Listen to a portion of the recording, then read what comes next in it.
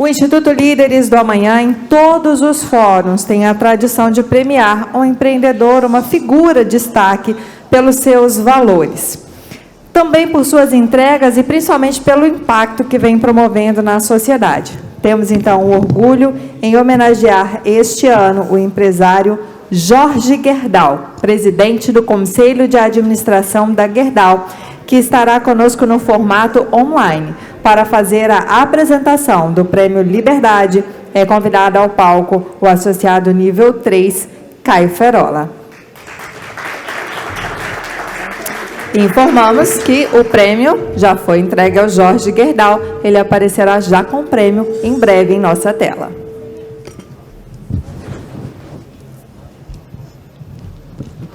Precisamos de mais heróis. O Brasil e o mundo vivem uma crise sem precedentes. Mas que heróis? Se procurarmos a definição da palavra herói no dicionário, iremos achar que um herói é um indivíduo que desperta enorme admiração, ele é notabilizado por suas realizações e feitos. Herói é aquele indivíduo capaz de suportar situações adversas sem se abater. Heróis são protagonistas. Eles mudam o mundo e mudam todos ao seu redor. E não, eu não estou dizendo que a gente precisa de um super-homem ou um Capitão América. Esse tipo de herói não existe. Eu estou falando de heróis reais, quem de fato está aqui e muda e move o mundo. E quem faz isso? São os empreendedores. E hoje estamos homenageando um desses heróis, com muito destaque e mérito. Dr. Jorge Gerdau, presidente do Conselho de Administração do Grupo Gerdau. Sob sua liderança, o Grupo Gerdau mudou de patamar, se tornando uma das maiores companhias siderúrgicas do mundo, cuja receita líquida ultrapassou os 40 bilhões de reais. Empreender e liderar negócios no Brasil é algo extremamente desafiador e digno de minha admiração.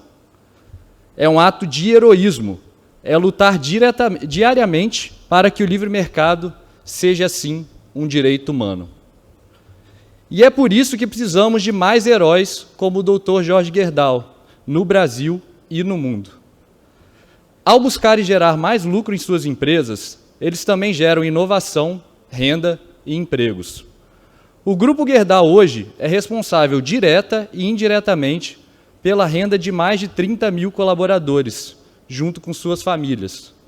De fato, se formos olhar toda a cadeia que uma empresa desse porte gigante alimenta, o número de indivíduos e locais que conseguem mais riqueza e desenvolvimento, graças a ela, chega a ser quase que imensurável.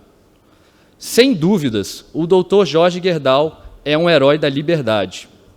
Ele não só já contribuiu imensamente, mas continua a levar desenvolvimento e crescimento a várias regiões.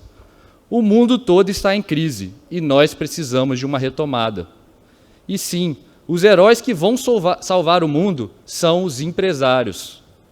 E o Dr. Jorge Gerdau, com certeza, é um desses. Dr. Jorge, muito obrigado e parabéns por continuar lutando e ajudando o nosso país e o mundo a serem lugares melhores, mais desenvolvidos e mais livres.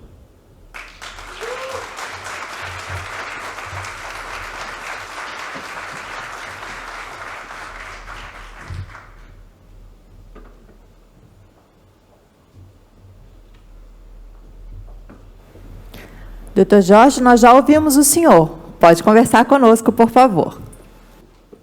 Em primeiro lugar, meu profundo agradecimento por essa homenagem, por esse reconhecimento, principalmente vindo do Instituto dos Líderes, que tem feito um trabalho extraordinário na formação de novas lideranças, e principalmente lideranças que acreditam na economia do mercado.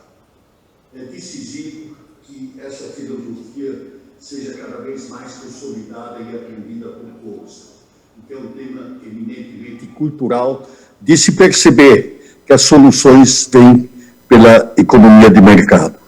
Então, eu realmente, vamos dizer, congratulo com o Instituto, né, e Espírito Santo, através desse Instituto, mas de forma global, pelas suas lideranças empresariais, no meu entender, tem dado um exemplo no Brasil de que vale o esforço de trabalho comunitário, né? E isso realmente, vamos dizer, a mim me dá uma satisfação ainda maior desse reconhecimento do título.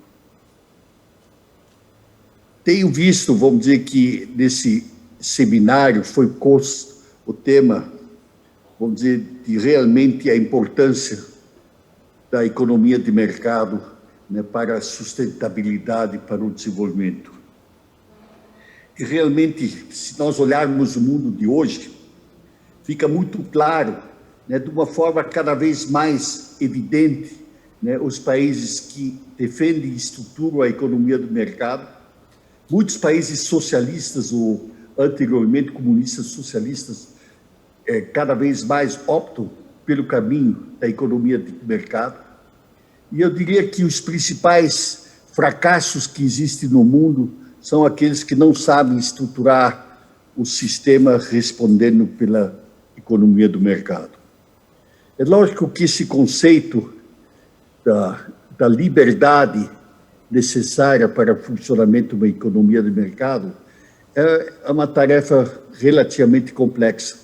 Nós mesmo ainda no Brasil temos deficiências grandes nesse sentido. Isso se caracteriza pela enorme estatização que o Brasil ainda sente e sofre. Se nós compararmos, né, até dentro dos últimos anos, os fracassos dos prejuízos gerados pela liderança de esquerda das empresas de economia estatal, né, tem se feito uma evolução importante para melhorar esses resultados. Mas, na realidade, né, temos uma caminhada enorme pela frente. Dentro desse conceito da liberdade, vamos dizer, para nós, empresários, indiscutivelmente o fator da liberdade de mercado, né, é uma peça-chave para o funcionamento. Mas, se nós olharmos a dimensão do conceito da liberdade, né, tem uma dimensão enorme, muito maior do que apenas o aspecto da liberdade econômica e empresarial. Né? Se nós olharmos a história do mundo, vamos dizer, um dos temas mais complexos e maior sofrimento passa pela liberdade religiosa, certo? Ou processos políticos, né, vamos dizer, sem liberdade, não há o debate, não se tem institucionalização da liberdade. Então, para o desenvolvimento, para o pleno desenvolvimento da competência do ser humano, né, é dentro dos espaços da liberdade empresarial ou da liberdade econômica. No mundo, vamos dizer, esse tema tem avançado, vamos dizer, de forma global nos países mais desenvolvidos, e isso praticamente serve de exemplo para justificar e explicar por que tem havido prosperidade. É muito interessante que até, vamos dizer, no norte da Europa, países que nem a Suécia, né, e seus vizinhos, né, eram países que fizeram seu desenvolvimento da economia de liberdade, a liberdade econômica, diminuíram pela intervenção do Estado e hoje recuperam o crescimento da liberdade buscando aprimoramentos. Então, é muito interessante que mesmo em países com níveis de riqueza importante, constroem e buscam suas soluções pela maior liberdade. Se nós analisarmos esse tema em termos do Brasil, né, nós temos uma caminhada enorme ainda, porque o excesso de burocracia, no fundo, também é um instrumento de não liberdade. Assim que os desafios que nós temos pela frente são enormes. O pior é que esses conceitos de intervenção e estruturas governamentais exageradas nos levam a sistemas tributários, a sistemas de encargos, de sistemas burocráticos pesados, e a soma deles é que constroem a não viabilidade e a não competitividade. Eu, através de um trabalho recente, feito no ano passado, junto com o Ministério da Economia, com o secretário Carlos da Costa, nós desenvolvemos um trabalho importante, chama-se Custo Brasil. Nesse tema, Custo Brasil, se construiu uma mandala com 12 pontos diferentes em que nós temos o ônus e o custo de uma não liberdade ou a intervenção exagerada e errada do governo.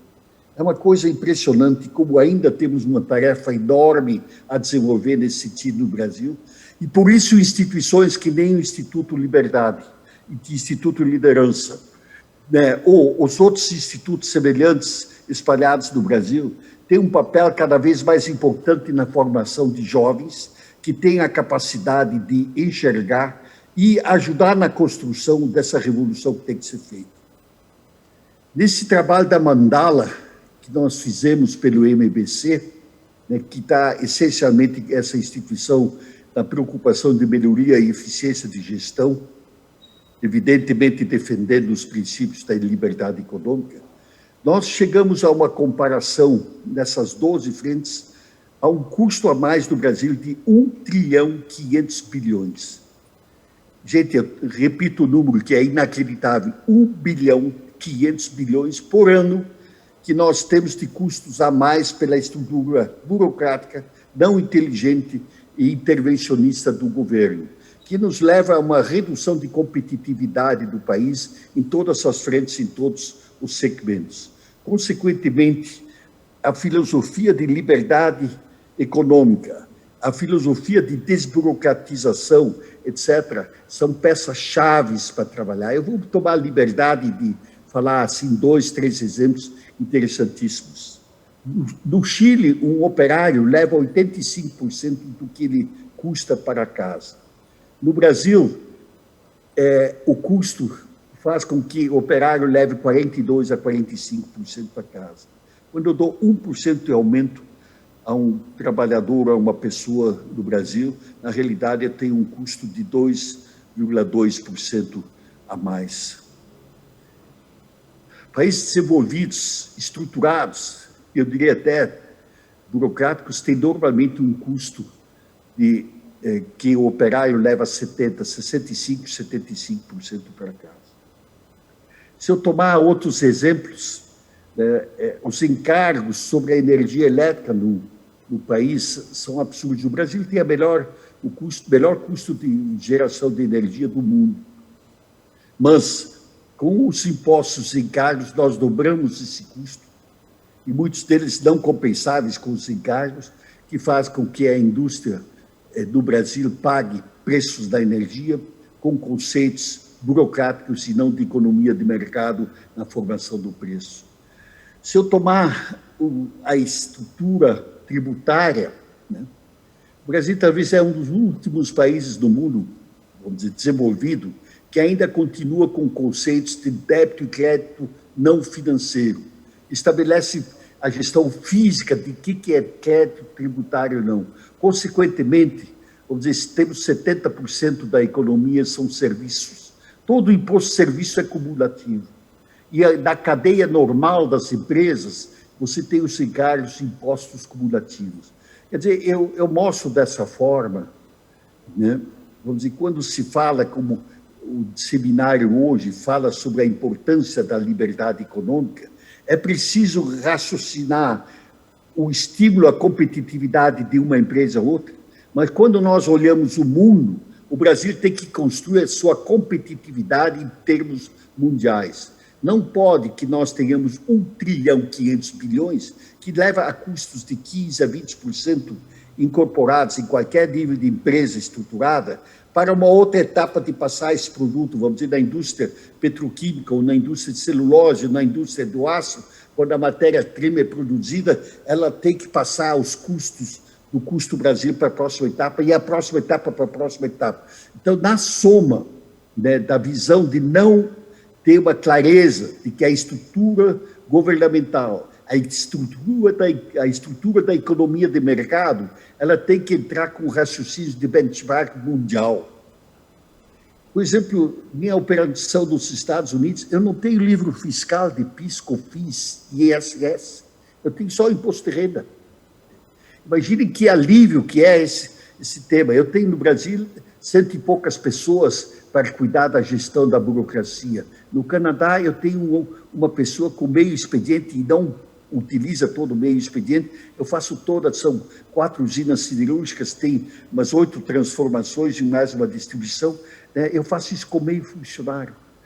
Então, a visão da necessidade de ter o espírito de custo do setor público, da competitividade, estabelecer realmente uma abertura econômica e, de outro lado, uma competitividade internacional, são mentalidades absolutamente necessárias. Por isso é tão importante de que, dentro da competição global, hoje uma economia chinesa, grande parte usa os conceitos de economia de mercado na atividade empresarial.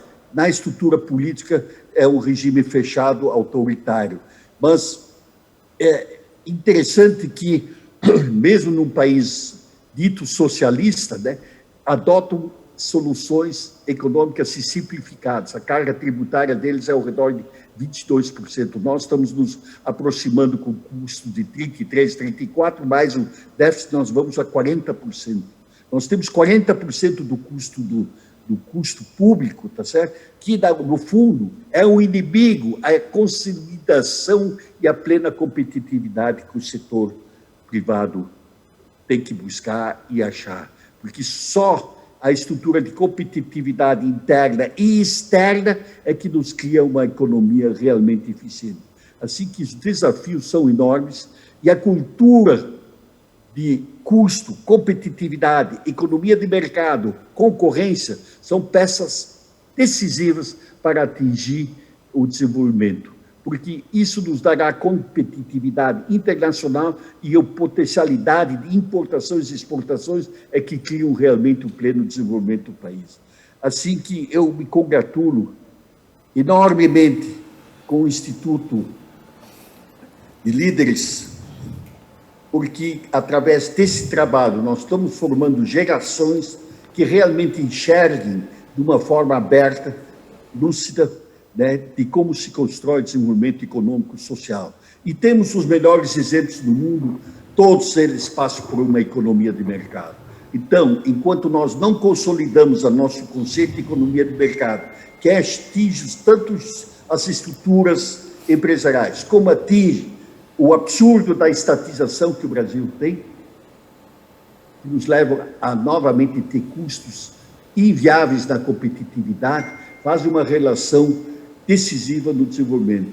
Então, somente com uma filosofia de economia de mercado, somente com uma filosofia de competitividade é que realmente se pode atingir o pleno desenvolvimento. Meus parabéns pelo trabalho, pela educação que o Instituto tem feito, e eu me sinto extremamente honrado por esse reconhecimento. E lhes digo, eu tenho um orgulho, um prazer enorme de trabalhar, porque eu acredito profundamente que esse é o caminho de desenvolvimento.